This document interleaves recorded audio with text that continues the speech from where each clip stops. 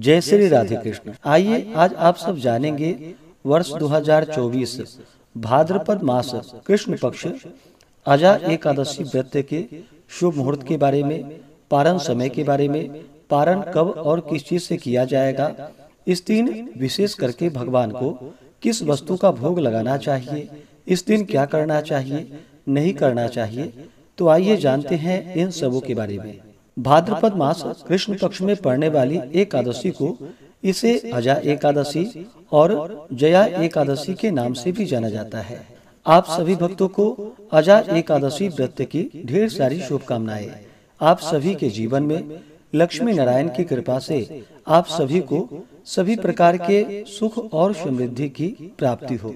जो भी भक्त सच्ची श्रद्धा के साथ, नियम और निष्ठा के साथ अजा एकादशी का व्रत धारण करते हैं तो इस व्रत को करने वाले व्यक्ति को अपार संपदा, पुत्र, पौत्र आदि एवं चर अचर जीवों का भी लाभ प्राप्त होता है एवं सुख प्राप्त होता है। ऐसे व्यक्ति का कोई भी विरोधी नहीं होता है।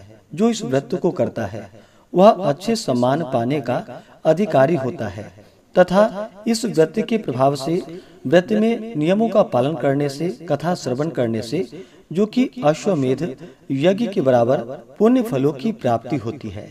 एकादशी का व्रत जो कि प्रत्येक माह के कृष्ण पक्ष और शुक्ल पक्ष की एकादशी तिथि के दिन इस व्रत को धारण किया जाता है, इसे एकादशी या 11 व्रत के नाम से जाना जाता है। यह व्रत भगवान विष्णु, भगवान श्री कृष्ण को अति प्रिय होता है। जो भी भक्त एकादशी का व्रत धारण करते हैं उन्हें दशमी के दिन से ही व्रत में नियमों का पालन करना चाहिए। दशमी तिथि के दिन सूर्यास्त होने से पहले ही भोजन ग्रहण कर लेनी चाहिए। उस दिन शुद्ध और सात्विक आहार ग्रहण करनी चाहिए। दशमी तिथि के दिन हविष्यान्न भोजन ग्रहण किया जाता है, जो कि जौ, गेहूं, मूंग, गौघृत, शक्कर, काली मिर्च आदि का प्रयोग करते हुए भोजन ग्रहण करना चाहिए और सूर्यास्त होने से पहले ही अपने दांतों को अच्छे प्रकार से साफ कर लेनी चाहिए। रात्रि में ब्रह्मचर्य का पालन करते हुए एकादशी व्रत का स्मरण करते हुए सोना चाहिए और एकादशी की सुबह ब्रह्म मुहूर्त में उठ करके नित्य क्रियाओं से निवृत्त होकर के गंगा नदी में या घर के नहाने के पानी में थोड़ा सा गंगा जल मिला करके स्नान करना चाहिए। शुद्ध वस्त्र धारण करना चाहिए। व्यक्ति को व्रत का संकल्प लेना चाहिए और भगवान विष्णु से प्रार्थना करनी चाहिए कि हे भगवान विष्णु, आज मैं अजा एकादशी का व्रत धारण करने जा रहा हूँ या करने जा रही हूँ। इस प्रकार से भगवान से प्रार्थना करे कि यह व्रत मेरा निर्विघ्न पूरा हो, हमें पुण्य फलों की प्राप्ति हो। आपके मन में जो भी इच्छा हो, जो भी कामना हो, वह भगवान विष्णु से कहें। और एकादशी तिथि के दिन जो कि दिन रात्रि उपवास रहते हुए व्रत को धारण करे। जो उपवास नहीं रह पाते हैं, जिनका स्वास्थ्य सही ना हो, तो आप एक समय फलाहार ग्रहण करें। फलाहार में जो कि केला, आम, अमरूद, बादाम, पिस्ता इत्यादि अमृत फलों का सेवन करें। प्रत्येक वस्तु भगवान को अर्पित करके भोग लगा के तुलसी दल छोड़ करके ही ग्रहण करनी चाहिए। इस दिन भगवान विष्णु का, माता लक्ष्मी का सुबह और शाम के वक्त पूरे विधि विधान के साथ पूजन करे, कथा श्रवण करे, भगवान की आरती करे। इस दौरान ओम नमो भगवते वासुदेवाय या श्री कृष्ण गोविंद हरे मुरारी आदि नाम मंत्रों का जप करे। एकादशी की रात्रि जहाँ तक हो सके जागरण करते हुए समय को व्यतीत करे और द्वादशी की सुबह उठ करके स्नान करके शुद्ध वस्त्र धारण करके भगवान का पूजन और आरती कर ले। इसके बाद ब्राह्मणों को भोजन करवाए, ब्राह्मणों को दान और दक्षिणा दे और फिर समय के अनुसार व्रत का पारण करना चाहिए। तो आइए जानते हैं भाद्रपद मास कृष्ण पक्ष अजा एकादशी व्रत के शुभ मुहूर्त पारण समय के बारे में। एकादशी तिथि प्रारंभ समय जो कि 28 अगस्त 2024 दिन बुधवार रात्रि 1:22 और एकादशी तिथि की जो समाप्ति है वह 29 अगस्त 2024 दिन गुरुवार रात्रि 1:40। तो हमें शुद्ध रूप से व्रत के लिए जो समय प्राप्त हो रहा है वह समय सभी भक्तजन 28 अगस्त को दसवीं दिन के नियमों का पालन करेंगे। 29 अगस्त गुरुवार के दिन व्रत को धारण करेंगे और व्रत का पारण जो कि 30 अगस्त 2024 दिन शुक्रवार को किया जाएगा। एकादशी व्रत का पारण हरिवासर समाप्त होने के बाद करना चाहिए। हरिवासर का समय द्वादशी तिथि का पहला चौथाई हिस्सा हरिवासर का होता है। तो द्वादशी तिथि की जो समाप्ति है वह 30 अगस्त 2024 दिन शुक्रवार रात्रि 2:26 पे द्वादशी तिथि की समाप्ति है।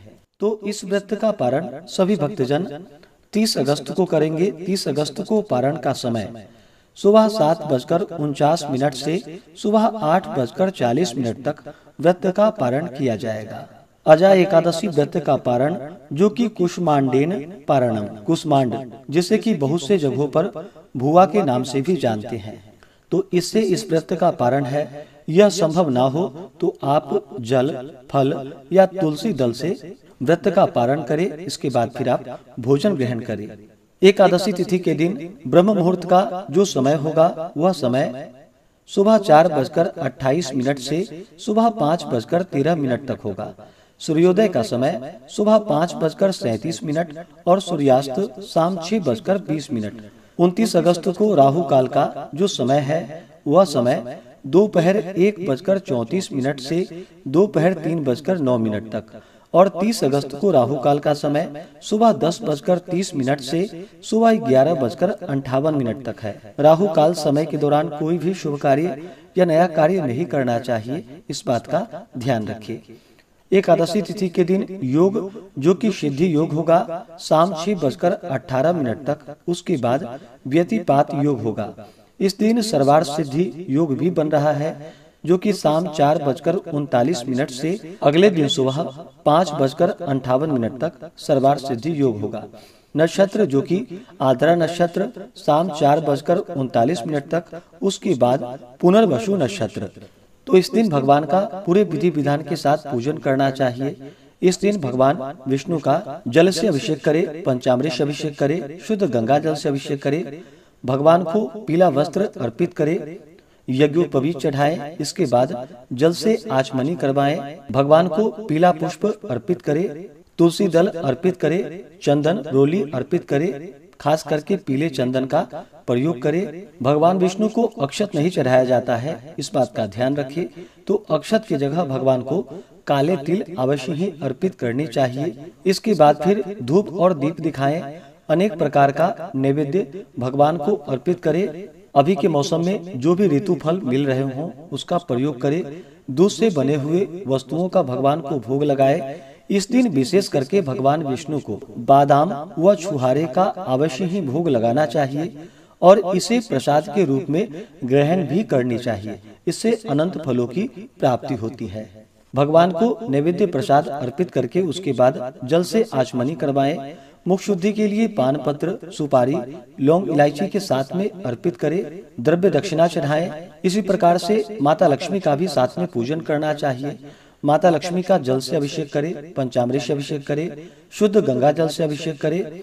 माता को लाल वस्त्र चढ़ाएं, श्रृंगार की वस्तुएं अर्पित करे, गंध पुष्प धूप दीप आदि से पूजन करके अनेक प्रकार के नैवेद्य आदि का भोग लगाए। जल से आचमनी करवाएं। मुख शुद्धि के लिए पान पत्र, सुपारी, लौंग, इलायची के साथ में अर्पित करे। द्रव्य दक्षिणा चढ़ाएं। इसके बाद फिर एकादशी व्रत का कथा श्रवण करनी चाहिए, भगवान की आरती करनी चाहिए। इससे भगवान विष्णु अपने भक्तों के ऊपर अति प्रसन्न होते हैं, अपने भक्तों के सभी प्रकार के पाप और ताप को नष्ट कर देते हैं, सुख और समृद्धि का आशीर्वाद प्रदान करते हैं और अंत में भगवान विष्णु की कृपा से भगवान के धाम की प्राप्ति होती है। जो भी भक्तजन व्रत को धारण करते हैं, व्रत के दौरान कुछ बातों का ध्यान रखना चाहिए। इस दौरान शुद्ध और सात्विकता का पालन करना चाहिए, ब्रह्मचर्य का पालन करना चाहिए, तामसिक वस्तुओं का, नशीले पदार्थों का सेवन नहीं करना चाहिए, मांस, मदिरा, लहसुन, प्याज आदि का प्रयोग बिल्कुल भी नहीं करना चाहिए। एकादशी तिथि के दिन और दशमी तिथि के दिन भी चावल ग्रहण नहीं करनी चाहिए। आप द्वादशी तिथि के दिन पारण करने के बाद चावल ग्रहण कर सकते हैं। व्रती को व्रत के दौरान किसी के ऊपर क्रोध नहीं करनी चाहिए। अपने मन में किसी के प्रति ईर्ष्या या द्वेष का भाव नहीं लाना चाहिए। भगवान विष्णु के चरणों में अपना मन लगाना चाहिए। जहाँ तक हो सके व्रत के दौरान भगवान के नामों का स्मरण करते हुए भजन कीर्तन करते हुए समय को व्यतीत करनी चाहिए। इस दिन मिथ्या भाषण नहीं करनी चाहिए या किसी ऐसे व्यक्ति से बातचीत भी नहीं करनी चाहिए जो कि दूसरे की निंदा करते हों, अपशब्द कहते हों या चुगली आदि का कार्य करते हों। उनसे दूरी बना करके रखनी चाहिए और भगवान का पूरे विधि विधान के साथ पूजन, कथा श्रवण, आरती आदि करनी चाहिए। इससे भगवान विष्णु अपने भक्तों के ऊपर अति प्रसन्न होते हैं और अपना कृपा प्रदान करते हैं। तो आशा करता हूँ कि यह जानकारी आपको अच्छा लगा हो। ऐसे ही ज्ञानवर्धक जानकारियाँ प्राप्त करते रहने के लिए, व्रत पूजा के बारे में जानने के लिए, कथा को सुनने के लिए चैनल पे अगर आप पहली बार आए हैं तो चैनल को लाल बटन दबा करके सब्सक्राइब करें, साथ में बेल आइकन घंटी को दबाएं ताकि आने वाली वीडियो का नोटिफिकेशन आपको समय से मिलता रहे। वीडियो को लाइक करें, शेयर करें। सुखी रहें और स्वस्थ रहें। जय श्री राधे कृष्ण। धन्यवाद।